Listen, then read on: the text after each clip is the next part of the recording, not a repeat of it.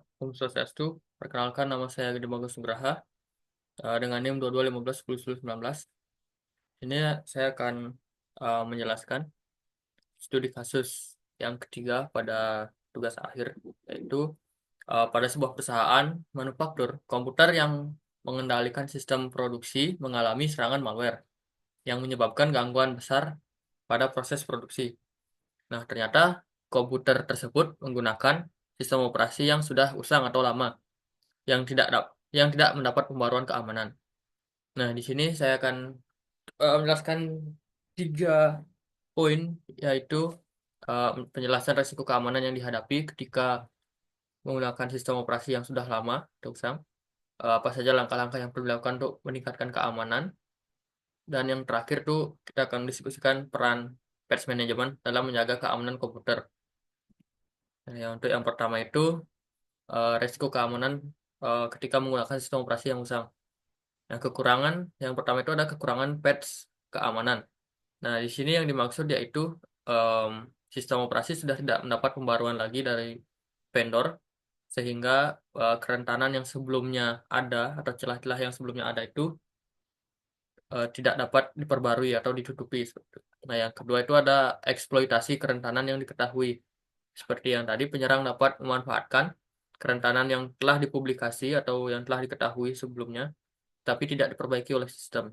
Yang ketiga itu ada tidak kompatibel dengan teknologi yang baru. Nah, di sini eh, beberapa software mungkin tidak akan bisa berjalan pada sistem operasi yang lama, seperti antivirus atau firewall yang sudah terbaru, dia tidak cocok dengan sistem operasi yang lama. Yang keempat itu ada ancaman malware dan ransomware.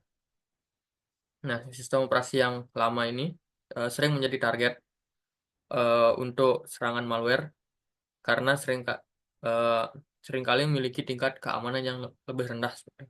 Nah, yang terakhir ada risiko kepatuhan regulasi. Nah, regulasi di sini yang dimaksud adalah regulasi industri.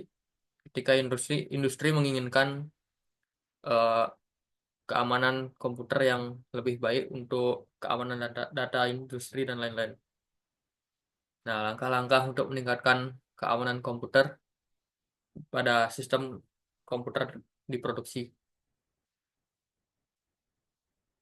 Yang pertama itu ada memperbarui sistem operasi. Yang kedua itu ada mengimplementasikan patch management.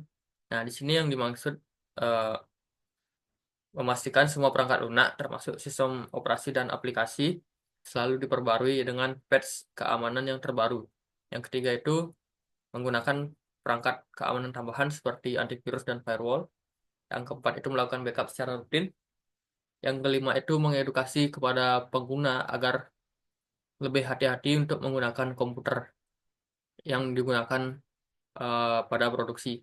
Nah, yang keenam itu ada penilaian keamanan. Nah, di sini ya dilakukan secara berkala untuk mengidentifikasi kelemahan-kelemahan dan memperbaiki kerentanan pada komputer.